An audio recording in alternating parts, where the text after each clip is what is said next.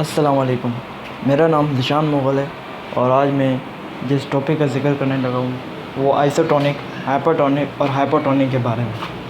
तो मैं Zeeshan Mughal medical expert से मेरा ताल्लुक़ है और क्रिटिकल केयर नर्सिंग में भी मुझे नॉलेज है। आज जिस मैं टॉपिक का ज़िक्र करने लगा हूँ वो टॉपिक हमने बहुत डिटेल में पढ़ा है और मैं आपको इसके बारे में बताना चाहता हूँ। तो मेरे चैनल्स पिछले जितनी भी मेरी वीडियो हैं उनको लाइक, शेयर और सब्सक्राइब करें और मज़ीद आपको इन्फॉर्मेटिव वीडियो मिलेंगी।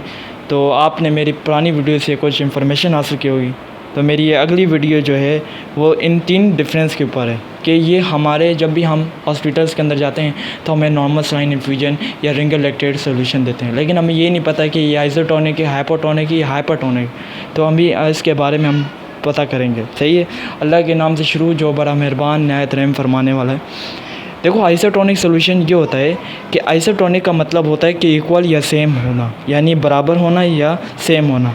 वो अमाउंट सॉल्यूट की जिसमें चीनी या नमक जैसे सॉल्ट या शुगर होती है, अगर वो आपके आउटसाइड यानी सेल के बाहर जो है अगर वो इक्वल है उस अमाउंट पे जो आपके इनसाइड ऑफ द सेल के अंदर हो, यानी आउटसाइड ऑफ द सेल अगर बराबर इक्वल है आपके इनसाइड ऑफ द सेल के अंदर, outside of cell inside cell के इक्वल होगी तो वो आइसोटोनिक होगी। सही है। जिसमें वाटर जो होगा वो मूव करेगा in and out of the cell in equal amount. सही है। इसमें water in and out of the cell move करेगा और यहाँ पर इसमें कोई नो नेट मूवमेंट वाटर की नहीं होगी। सही है। इसकी वजह से सेल जो होगा हमेशा रिमेन नॉर्मल होगा और अनचेंज, यानी सेल हमेशा नॉर्मल ही रहेगा और चेंज कभी भी नहीं होगा। अगर इसकी एग्जांपल की बात करूँ तो इसमें 0.9% नॉर्मल सेल इस्तेमाल होती है और रिंगर लैक्टेट का इस्तेमाल होता है। सही है। अब हम जिक्र करते हैं हाइपर का मतलब होता है ज़्यादा। हाइपरटोनिक सोल्यूशन यानी वो सोल्यूशन जो आपके सेल्स के बाहर होता है उसकी जो फ्रीक्वेंसी है, उसका जो रेशियो वो ज़्यादा है इनसाइड ऑफ द सेल के मुकाबले में। सही है। और इसकी वजह से जो वाटर है वो मूव करता है inside of the cell to outside, यानी इनसाइड से आउटसाइड की तरफ वाटर मूव करता है, क्योंकि बाहर वाला प्रेशर जो है वो ज़्यादा है। किसकी वजह से? ऑस्मोसिस की वजह से। और यहाँ पर जो सेल है वो वाटर को खो देते हैं, वाटर की कमी हो जाती है सेल के अंदर। सही है। और सेल जब कमी हो जाती है वाटर की तो सेल श्रिंक होने लगता है। सही है। और श्रिंक होने की वजह से वो अफेक्ट होने लगता है, जैसा कि आपको इस पिक्चर में भी दिखाई दे रहा है कि हमारे पास 3 तरह के डिफरेंस हैं। अभी हम जो जिक्र कर रहे थे वो हमारे पास आइसोटोनिक हाइपोटोनिक के बारे में, हाइपरटोनिक के बारे में जिक्र कर रहे थे। सही है। तो जैसा कि आपको इस पिक्चर में दिख रहा है कि हाइपरटोनिक जो है इसकी एग्जांपल में 3% सोडियम क्लोराइड यानी 3% नॉर्मल सलाइन होती है और डेक्सट्रोज 10% होता है। सही है। हाइपर का मतलब होता है हाई सॉल्यूट, यानी वो सॉल्यूट जिसमें आपके जो बाहर वाले सेल्स हैं उनका जो सॉल्यूट है, उनका जो प्रेशर है वो ज़्यादा है इनसाइड ऑफ द सेल के मुकाबले में, और इसकी वजह से हम लोग इसमें एग्जांपल जो होती है वो 3% सोडियम क्लोराइड और डेक्सट्रोज 10% होता है। अगर हम हाइपोटोनिक की बात करें, हाइपो का मतलब होता है कम होना। सही है। जिसमें वो सोल्यूशन जो आपके आउटसाइड ऑफ द सेल यानी सेल के बाहर है वो अगर कम है, वो सॉल्यूट अगर कम है इनसाइड ऑफ द सेल के मुकाबले में, यानी आपके आउटसाइड ऑफ द सेल जो है उसका जो सेल उसका प्रेशर जो है वो कम है आपके इनसाइड ऑफ द सेल के मुकाबले में। सही है। उसकी वजह से क्या होगा कि जो पानी है, वाटर है, वो मूव करेगा आपके बाहर वाले सेल्स की तरफ। किसकी वजह से? टू इनसाइड, यानी इनसाइड की तरफ जाएगा, यानी आपके बाहर से अंदर की तरफ आएगा ऑस्मोसिस के ज़रिए। किस प्रोसेस के ज़रिए? ऑस्मोसिस के ज़रिए। और यहाँ पर जो सेल है वो वाटर को गेन करेगा, हासिल करेगा। हाइपरटोनिक में क्या था? सेल लॉस कर रहा है, पानी की कमी कर रहा है। तो इसमें हाइपोटोनिक में ये होता है कि जो आपका सेल है वो वाटर को गेन कर रहा है, जिसकी वजह से सेल जो है वो स्वेल हो जाएगा और सेल ब्रस्ट होने लगेगा, जिसको हम लोग लेसिस बोलते हैं। सही है। अब इसके एग्जांपल में 0.45% जो होता है नॉर्मल सलाइन इस्तेमाल करते हैं और डिस्टिल वाटर का भी इस्तेमाल होता है। ये एग्जांपल है हाइपोटोनिक सोल्यूशन की। सही है। हाइपो का मतलब होता है लो सॉल्यूट, यानी वाटर जो है वो आपके सेल के अंदर चला जाता है, जिसकी वजह से आपके सेल स्वेल हो जाते हैं। सही है। तो ये 3 तरह की डिफरेंस हैं। मैं आपको फिर से बता देता हूँ। देखो, हमारे पास 3 किस्म के होते हैं। एक होते हैं आइसोटोनिक, एक होता है हाइपरटोनिक, एक होता है हाइपोटोनिक। आइसोटोनिक का मतलब होता है जो अपनी सेम कॉन्सेंट्रेशन के अंदर होता है, जिसके अंदर सेल्स के अंदर कभी चेंज नहीं आता। सही है। सही, वो आइसोटोनिक होता है। हाइपरटोनिक वो होता है जिसमें आपके पास सॉल्यूट की मिकदार सेल्स के बाहर ज़्यादा होती है। सही है। जिसमें वाटर आउट मूव करता है, यानी वाटर जो है वो आउटसाइड मूव करता है और जिसकी वजह से सेल जो है वो श्रिंक होता है, यानी एट्रोफी होती है सेल की, सेल सिकुड़ जाता है। सही है। हाइपर जो है हमारे पास जो हाइपरटोनिक है, जिसको हाइपोटोनिक वो होता है कि जिसमें लेस सॉल्यूट आउटसाइड पाए जा सकते हैं। जैसे कि आपको इस पिक्चर में भी दिखाई दे रहा है कि इसमें जो सॉल्यूट की जो मकदार है वो बिल्कुल आउटसाइड कम है, जिसकी वजह से वाटर सेल के अंदर चला गया और वहाँ पर सेल स्वेल हो गया। तो ये 3 तरह के डिफरेंस है। जैसे कि आपको मैं पिक्चर में बताना चाहता हूँ कि आइसोटोनिक में आपके पास देखो जो एग्जांपल्स आ रही हैं वो नॉर्मल सलाइन 0.9% नॉर्मल सलाइन है, लेक्टिलेट लिंगर लेक्टिलेट होती हैं, डेक्सट्रोल 5% इन वाटर होती है। सही है।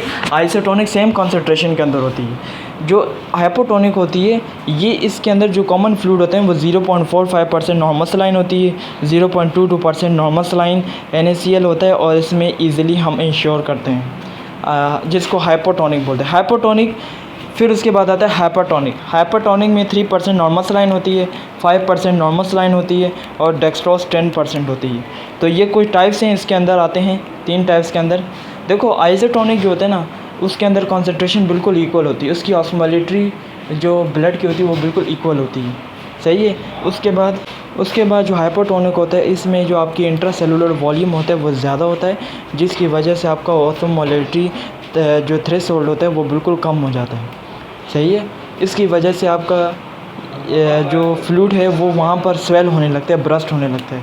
अगर हम हाइपरटोनिक की बात करें तो हाइपरटोनिक में आपका इंक्रीज़ होता है, बढ़ता है आपका एक्स्ट्रा सेलुलर वॉल्यूम को, और इसकी वजह से वाटर सेल्स के बाहर चला जाता है। सेल्स के बाहर जाएगा तो वाटर की मिकदार का कमी हो जाएगी, सेल को पानी नहीं मिलेगा और यहाँ पर 3% नॉर्मल सलाइन आता है, 5% नॉर्मल सलाइन आता है, डेक्सट्रोज 10% आता है। व्हेन टू यूज़, ये कब इस्तेमाल करना चाहिए। आइसोटोनिक को हमेशा डिहाइड्रेशन यानी वॉमिटिंग और डायरिया में इस्तेमाल करते हैं, यानी 0.9% नॉर्मल ट्रॉमा के लिए इस्तेमाल करते हैं, यानी कोई हादसा इंजरी हो जाए और आपको हाइपोनेट्रीमिया यानी सोडियम की कमी हो जाए, उसकी वजह से भी हम इसमें नॉर्मल सलाइन या लैक्टेट रिंगर या रिंगर लैक्टेट या डेक्सट्रोल 5% वाटर का भी इस्तेमाल करते हैं।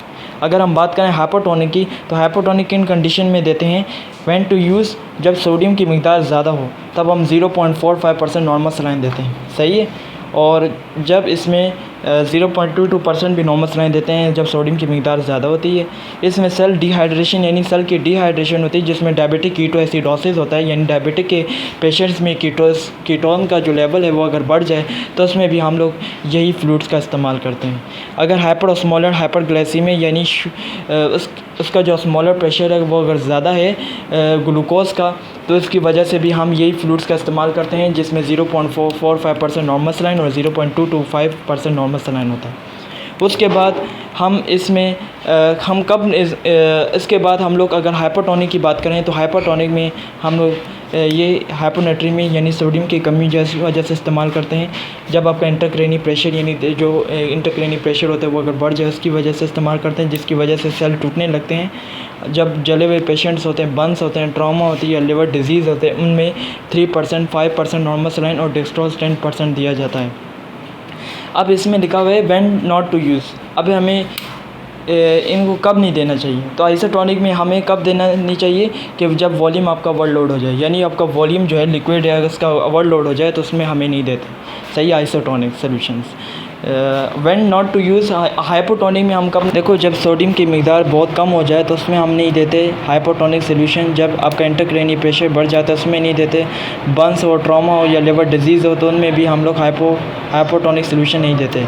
हाइपोटोनिक सोल्यूशन किन चीज़ों में नहीं देते, जो हाइपरटोनिक सोल्यूशन है जो ज़्यादा है, इसमें किन चीज़ों पेशेंट्स में नहीं देते, जिनको किडनी का या कार्डिक इशू उनको नहीं देते, क्योंकि उनकी वजह से फ्लूइड का ओवरलोड बढ़ जाता है। सही है। उसकी वजह से डिहाइड्रेशन हो जाती है और पानी की मिकदार की कमी हो जाती है और डायबिटिक कीटोएसिडोसिस हो जाता है, जिसकी वजह से डायबिटीज़ के अंदर आपका जो ब्रेन है उनमें ग्लूकोज बनाने के बजाय वो कीटोन बनाता है और जिसको डायबिटिक कीटोएसिडोसिस बोलते हैं, और एसिड का लेवल बढ़ जाता है और इसी वजह से इसको डायबिटिक कीटोएसिडोसिस बोलते हैं और हम इसमें हाइपोटोनिक सोल्यूशन नहीं देते।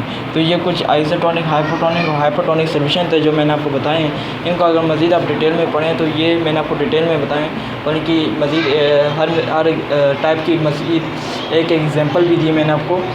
अगर आप इसको इन तीनों का फ़र्क समझना चाहते हैं तो आप पहले इनकी डेफिनेशन समझें, फिर उसके बाद इनका मतलब क्या होता है, इनकी कॉन्सेंट्रेशन क्या है और इनकी टाइप्स क्या हैं। सही है। तो उम्मीद है मेरी वीडियो आपको पसंद आएगी। लाइक, शेयर और सब्सक्राइब कर दें। मज़ीद मुलाकात होगी अगली वीडियो।